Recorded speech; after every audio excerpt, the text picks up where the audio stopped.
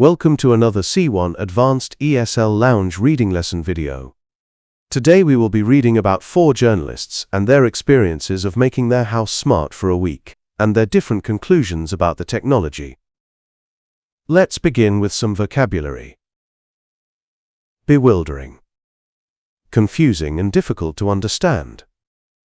Disillusionment. A feeling of disappointment resulting from the discovery that something is not as good as one believed it to be. Ecosystem. A complex network or interconnected system. Flustered.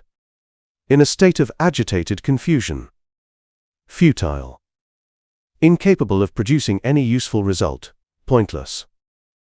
Gimmick. A trick or device intended to attract attention, publicity, or business, often with little real value. Incompatibility.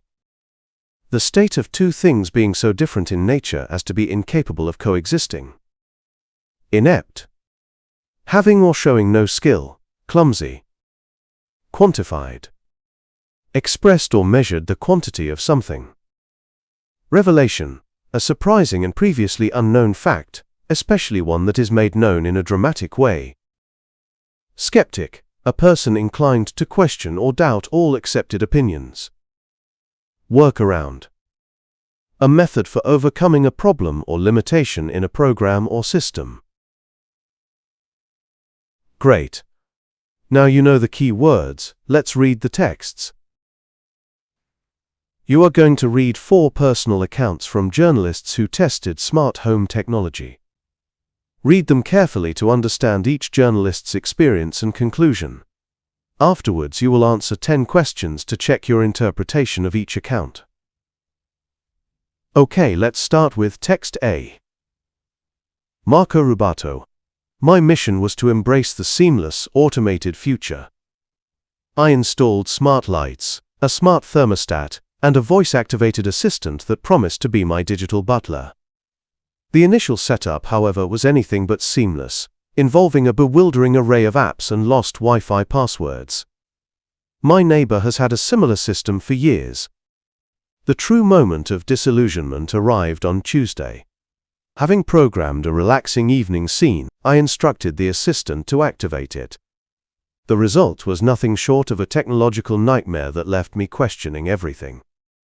In response, it switched all the lights to a jarring strobe effect and began playing death metal at maximum volume. My attempts to shout commands over the cacophony were futile, the digital butler remaining stubbornly oblivious to my escalating panic. It was, I concede, a user error during programming, but it highlighted a key flaw. The smart home is only as smart as its frequently flustered, technically inept user. End of text A. Let's continue. Evelyn Reed. I was a complete skeptic, viewing the smart home as a solution in search of a problem. A week later, I stand partially converted. The smart security system, with its door sensors and remote camera access, was a genuine revelation. Being able to check that I had locked the back door from an app on my phone provided a level of peace of mind I hadn't anticipated. My brother works in home security. The smart heating, which learned our daily rhythms and adjusted the temperature accordingly, was also impressively efficient, and undoubtedly saved energy. However, the smart kitchen appliances were an exercise in pointless connectivity. Do I really need my fridge to text me that we are low on milk? A quick glance inside achieves the same end with considerably less fuss. Absolutely not. My conclusion is that smart technology is brilliant when it addresses a genuine human anxiety, but a tiresome gimmick when it merely complicates a simple task. End of text B. Let's continue. Trevor Henderson. My experiment was less about convenience and more about data. I wanted to see what a fully integrated smart home ecosystem could tell me about my own life. I connected everything. Sleep trackers, smart scales, energy monitors, even a smart water bottle that recorded my hydration levels. It's not a pleasant experience being judged by a water bottle, I can tell you. For 7 days, my life was quantified and presented back to me in a series of charts and graphs. The results were illuminating, if slightly unsettling. I discovered my sleep quality was poorer than I thought, and my electricity usage spiked on certain days. The experience felt less like living in a home, and more like being a subject in a laboratory study of one person. My every action meticulously tracked and judged against an algorithm of peak performance. It was fascinating but also profoundly detached and clinical. I'm not sure that optimizing every aspect of one's life is a particularly human way to live. End of text C. Let's continue. Caroline Delaney. The promise of the smart home is one of effortless harmony, a symphony of connected devices working together. My week was more like a chaotic orchestra tuning up. The main issue was the warring tribes of technology. My smart speaker from Smart Sounds refused to communicate with DE Light, who provided my smart lighting. My current broadband provider is excellent, so that certainly wasn't the issue.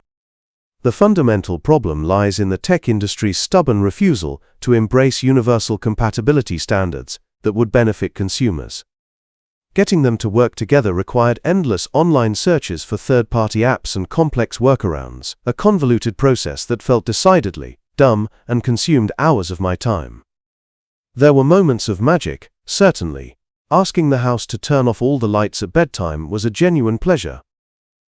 But these were isolated successes in a wider landscape of technological squabbles and frustrating incompatibility.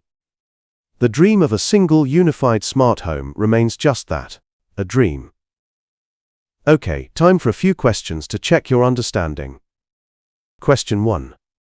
Which journalist expresses a concern that life lived under a microscope is not ideal? Pause the video now to think about your answer. The correct answer is C. Trevor Henderson. The text says he is not sure that optimizing every aspect of one's life is a particularly human way to live, expressing this concern. Question 2. Which journalist concludes that the technology is only useful when it solves a pre-existing problem? Pause the video now to think about your answer. The correct answer is B. Evelyn Reed. The text concludes that smart technology is brilliant when it addresses a genuine human anxiety, but a tiresome gimmick when it merely complicates a simple task. Question 3. Which journalist blames corporate rivalry for the technology's current shortcomings? Pause the video now to think about your answer. The correct answer is D. Caroline Delaney. The text refers to warring tribes of technology and blames the tech industry's refusal to embrace universal compatibility standards. Question 4. Which journalist blames a major failure of the technology on their own mistake? Pause the video now to think about your answer. The correct answer is A. Marco Rubato. The text states, "It was, I concede, a user error during programming." Question 5. Which journalist had initial skepticism, which was partly overcome by a feature that addressed a common worry? Pause the video now to think about your answer. The correct answer is B. Evelyn Reed. The text says the smart security system was a genuine revelation that addressed the anxiety of whether the door was locked. Question 6. Which journalist describes a specific moment when the technology performed in the opposite way to what was intended? Pause the video now to think about your answer. The correct answer is A. Marco Rubato. The text describes how asking for a relaxing evening scene resulted in a jarring strobe effect and death metal at maximum volume. Question 7. Which journalist had an interest in seeing what the technology could reveal about their own habits? Pause the video now to think about your answer. The correct answer is C. Trevor Henderson. The text states, "I wanted to see what a fully integrated smart home ecosystem could tell me about my own life."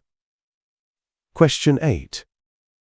Which journalist feels the technology, in its current state, is fundamentally broken due to internal conflicts? Pause the video now to think about your answer. The correct answer is D. Caroline Delaney. The text concludes that the dream of a single, unified smart home remains just that, a dream, because of the conflicts between different brands. Question 9. Which journalist found that the initial process of getting the technology to work was a challenge? Pause the video now to think about your answer. The correct answer is A. Marco Rubato. The text says, the initial setup, however, was anything but seamless, involving a bewildering array of apps. Question 10. Which journalist contrasts the small, satisfying successes with the general failure of the overall concept? Pause the video now to think about your answer.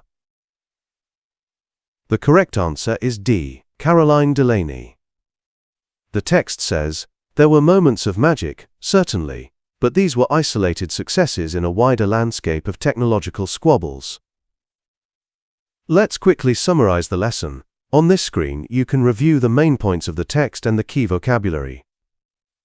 Finally, here are a few discussion questions. Feel free to share your thoughts in the comments below.